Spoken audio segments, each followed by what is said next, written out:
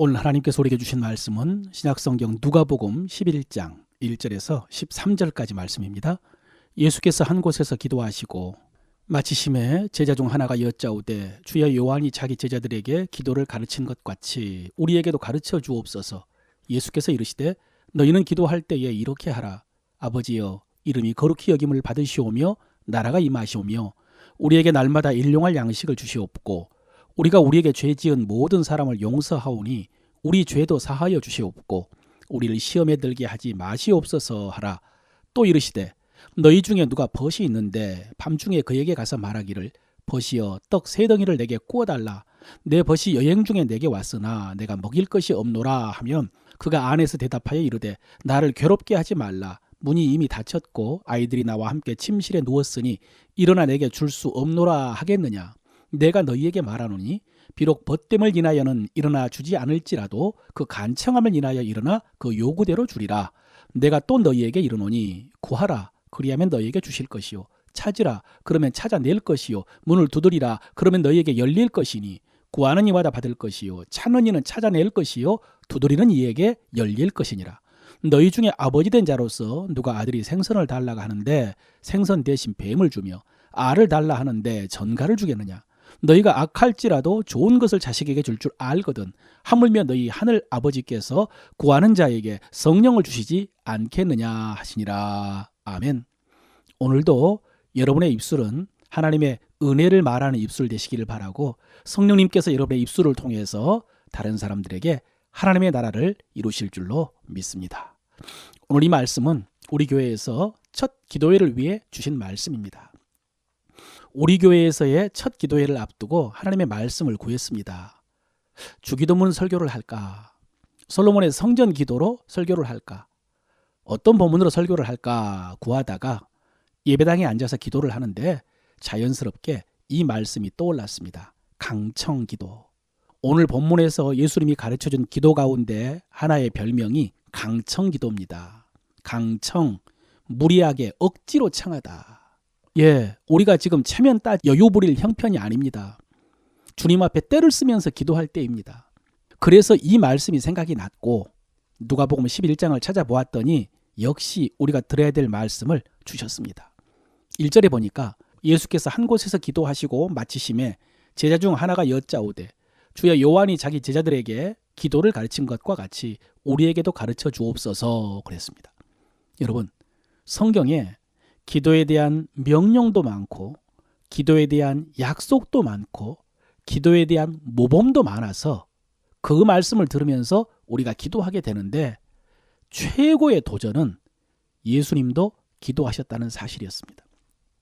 하나님의 아들 예수님도 기도하시면서 사역하셨는데 내가 뭐라고 기도하지 않고 목회할 수 있을까? 이런 생각이 들 때마다 벌떡 일어나서 기도의 자리로 간 적이 한두 번이 아닙니다. 여러분 그렇습니다. 예수님은 계속해서 기도하셨습니다. 여러분 예수님이 하나님의 아들이기 때문에 자동적으로 하나님의 뜻을 다 알고 마음대로 능력을 행하시고 또 대적들에게 대답하셨다라고 생각하면은 그건 어린아이 같은 생각입니다. 여러분 예수님도요. 기도를 통해서 하나님의 뜻을 알고 기도를 통해서 지혜를 얻었고 기도를 통해서 능력을 얻어서 행하셨습니다. 예수님은 우리와 똑같은 인간이셨습니다. 오늘 제자들도 주님이 기도하시는 모습을 보고 예수님께 기도를 가르쳐달라고 요청을 했습니다. 여러분 다시 도전합니다. 내가 예수님보다 더 낫다라고 자신하면 기도 안 해도 됩니다. 그러나 그러지 못하다면 기도해야 됩니다. 예수님도 하나님이 주신 사명이 있었고 우리도 주님이 주신 사명이 있다고 그랬습니다. 사명 감당하려면 기도해야 됩니다. 예수님도 계속해서 마귀의 시험을 받으셨고 또 베드로도 시험 받았고 우리도 시험 받고 있습니다. 시험에 넘어지지 않으려면 기도해야 됩니다. 베드로처럼 장담만 하다가는 우리도 주님을 부인하게 됩니다. 사랑하는 성도 여러분, 새 교회 새 예배당에서 새롭게 신앙생활을 시작하는데 여러분 기도하겠다고 다짐하시길 바랍니다. 두 번째로 제자들의 요청을 받고 주님이 가르쳐준 기도가 우리가 아는 주기도문입니다. 이 주기도문은 정말로 중요하기 때문에 다음에 따로 나누도록 하겠습니다. 그리고 나서 주님이 기도에 대해서 가르쳐 주신 것이 강청기도입니다. 여러분, 제가 새해 첫 금요 기도회 시간에 기도의 내용은 주기도문이고 기도의 본은 주님의 겟세마네 동산의 기도다라는 말씀을 드렸습니다. 겟세마네 동산의 기도는 먼저는 습관을 따라 기도하셨습니다. 여러분, 우리도 습관을 따라 기도하지 않으면 기도 생활을 할 수가 없습니다. 또 주님의 겟세마네 동산의 기도는 아버지의 뜻이 이루어지기를 기도하셨죠. 이것도 본받아야 됩니다. 그런데 뭐니 해도 겟세마네 동산의 기도는 땀방울이 핏방울이 되도록 간절히 기도했던 그 기도, 심한 눈물과 통곡으로 아버지께 기도했던 그 기도를 본받아야 됩니다. 오늘 가르쳐 주신 이 강청 기도가 바로 이 모습입니다. 그러니까 주님께서 이렇게 가르쳐 주시고 그리고 겟세마네 동산에서 실제로 그렇게 기도하셨습니다. 내용을 살펴봅니다. 밤중에 손님이 찾아왔는데 먹을 것이 없어서 친구에게 가서 떡을 구할 때 그 친구가 내가 이미 잠자리에 들었으니 줄 수 없다라고 할 사람이 있겠느냐라고 하십니다. 없다는 것입니다. 친구됨으로 인하여 주지는 않을지라도 그 간청함으로 인하여 요구대로 줄 것이다 라고 하셨습니다. 여러분, 여기서 간청함, 예전에는 강청함이라고 했는데 헬라어로 아나이데이아라고 해서 부끄러움이 없다, 뻔뻔스럽다, 뭐 그런 뜻입니다. 여러분, 지금 예수님께서 이렇게 기도하라고 가르쳐 주십니다. 하나님께 간청하라, 아나이데이아, 뻔뻔스럽게 부끄러워하지 말고 기도하라. 여러분, 왜 이렇게 기도해야 될까요? 사정이 급하기 때문입니다. 체면 따질 때가 아니기 때문입니다. 급합니다. 절박합니다. 그러니까 이렇게 간청하면서 강청하면서 기도해라. 다시 말씀드립니다. 주님의 겟세마네 동산의 기도가 바로 이 아나이데이아입니다. 주님이 체면과 부끄러움을 무릅쓰고 눈물과 통곡으로 간절히 이 잔을 지나가게 하옵소서라고 기도하셨습니다. 주님께서 이렇게 부끄러움을 무릅쓰고 기도하셨습니다. 그런데 우리가 뭐라고 기도하면서 하나님 앞에서 체면 따지겠습니까? 여러분, 제가 예전에 중학교 2학년 때 해수욕장에 갔는데 걸어가다가 웅덩이에 빠진 적이 있습니다. 평평한 물속을 걸어가고 있는데 갑자기 큰 웅덩이가 나타났습니다. 쑥 들어갔습니다.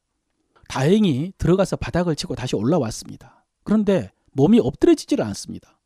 다시 내려갔습니다. 그래도 또 다시 바닥을 치고 올라왔습니다. 엎드려서 헤엄을 치지를 못하고 계속해서 빠졌다가 올라왔다를 반복하는데 그때 마음에 드는 생각이 뭐냐면요, 살려달라고 소리칠까 이거였습니다. 고민했습니다. 결국 소리치지 않았습니다. 체면 때문에, 아직 살만했기 때문에. 결국 스카이 콩콩처럼 그렇게 조금씩 이동해가지고 그 웅덩이를 빠져나왔습니다. 근데 여러분, 하나님 앞에서는 체면 따지면 안 됩니다. 아나이데이아, 뻔뻔스럽게 기도해야 됩니다. 주님께서 그렇게 기도하라고 하십니다. 마침 오늘 아침에 묵상했던 오늘의 만나 가나안 여인의 기도에서도요, 기도는 자격과 관계로 한다라고 말씀을 드렸습니다. 지성이면 감천이 아니라 하나님 아버지께 자녀의 자격으로 기도하고 하나님과의 관계로 기도한다. 그러나 그렇다고 해서 정성과 간절함과 열정을 부정할 필요는 없다고. 그 여인이 침묵과 차별과 무시와 모멸을 극복하면서 주님께 구했을 때에 주님이 메가톤급 믿음이다라고 칭찬해 주셨다고요. 여러분, 그렇습니다. 우리는 신앙생활을 무례하지 않게 해야 됩니다. 사람들 배려하면서 품위 있게 단정하게 그렇게 신앙생활을 해야 됩니다. 그러나 여러분, 하나님 앞에서 기도하면서는 그런 거 따지지 말고 기도해야 될 때가 있습니다. 지금 우리가 그렇습니다. 지금 우리의 사정이 절박합니다. 그렇다고 사람 찾아가서 사정하라는 말씀이 아닙니다. 오늘 주님께서도요, 하나님 앞에 가서 부끄러움 없이 뻔뻔스럽게 기도하라고 하십니다. 사랑하는 성도 여러분, 체면 생각하지 말고 하나님께 구하시기를 바랍니다. 그런데 또 하나, 오늘 이 이야기에 대한 또 다른 해석이 하나 있습니다. 오늘 주님께서 간청함으로 인하여 일어나서 요구대로 주지 않겠느냐라고 하셨는데, 여러분, 이 간청함이 아까 아나이데이아라고 해서 부끄러움이 없다, 뻔뻔스럽다라고 했지 않습니까? 그런데 이스라엘과 중동의 문화를 연구한 신학자들은 이 본문에서 아나이데이아가 떡을 구하는 사람의 태도가 아니다라는 주장을 합니다. 중동 문화의 특징 가운데 하나가 나그네 대접입니다. 손님이 찾아오면은 환대를 하는 것이 문화이고 종교입니다.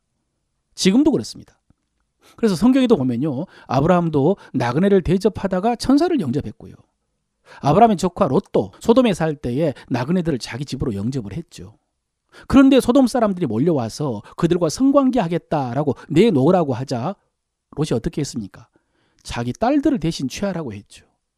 여러분, 우리의 정서로는 도저히 이해할 수 없는 행동이지만은 그것이 중동의 문화였습니다. 나그네를 대접하는 것이. 그래서 나그네를 대접하지 않는 것은 개인의 부도덕일 뿐만 아니라 공동체의 수치였습니다. 그래서 성경에서도 소돔의 죄악의 그 마지막을요, 아까 말씀드린 것처럼 나그네들을 대접하지 않고 학대한 죄라고 정죄하면서 심판하십니다. 사사기에도 나오죠. 레위인과 첩을 영접하지 않은 기브와 성이 있지 않습니까? 그들도 정죄받고 심판받는 것도 같은 원리입니다. 그래서 오늘 아나이데이야, 부끄러움이 없다, 수치를 느끼지 않는다라는 뜻이 뭐냐? 이 마을 공동체가 부끄럽지 않게라는 뜻이라는 것입니다. 개인적인 친분으로 인하여는 주지 않을지라도 마을 공동체가 부끄럽지 않아야 되기 때문에 그것을 위해서라도 주지 않겠느냐, 그런 의미라는 것이죠. 이해가 되십니까? 여러분, 만약에 해석을 이렇게 하면은 많은 것이 달라집니다. 사실은 정반대가 되어버립니다.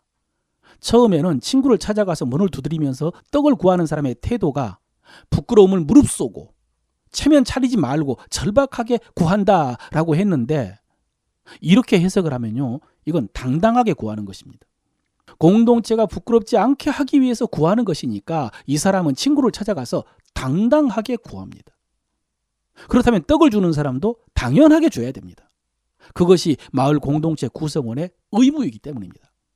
내가 귀찮아서 떡을 주지 않고 그래서 우리 마을이 나그네를 대접하지 않는 마을로 소문이 나면 안 되거든요.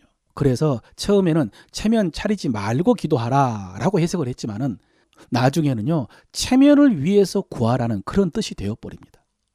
여러분, 지금 우리는 이것을 위해서도 기도해야 됩니다. 이렇게 기도해야 됩니다. 우리는 우리 체면을 위해서도 잘 돼야 됩니다. 이렇게 나와서 교회를 새로 시작됐는데 여러분, 비빌거리고 있으면 조롱거리 되지 않겠습니까? 나 개인뿐만 아니라 우리 모두의 체면을 위해서도 잘 돼야 됩니다. 그러나 그 모든 것보다 하나님의 영광을 위해서도 잘 돼야죠. 주님의 교회가 잘 돼야 되죠. 그래서 받는 교회가 아니라 주는 교회가 돼야죠. 지역사회에서 사람들에게 비난받고 무시당하는 교회가 아니라 칭찬받고 환영받는 교회가 돼야 되죠. 그래야 하나님께 영광을 돌리죠. 예루살렘이 무너졌을 때에 하나님의 이름이 수치를 당했는데 우리를 통해서도 그렇게 되지 않도록 기도해야 되죠. 여러분, 이 두 가지가 다 기도의 정신에 어긋나지 않습니다. 체면 따지지 않고 절박하게 사정하면서 기도하는 것도 주님이 메가톤급이다라고 칭찬하셨고요. 하나님의 영광을 위해서 당당하게 구하는 것도 주님이 가르쳐 주셨습니다. 앞에서 기록된 주기도문의 첫 번째 기도가 뭡니까? 아버지의 이름을 거룩하게 하옵소서. 하나님의 이름을 위해서, 하나님의 영광을 위해서 기도하라는 것입니다. 그러니 여러분, 이 말씀 붙들고 오늘 이웃에게 가서 떡을 구하는 사람처럼 하나님께 여러분의 필요를 구하시기를 바랍니다. 체면 차리지 말고 기도하시든지 아니면 체면을 위해서 또 하나님의 영광을 위해서 기도하시든지 어쨌든 하나님의 문을 두드리면서 그렇게 기도하시기를 바랍니다. 주님의 마지막 약속은 일어나 그 요구대로 주리라 라고 하셨습니다. 하나님께서도 일어나셔서 우리의 요구대로 들어주실 줄로 믿습니다.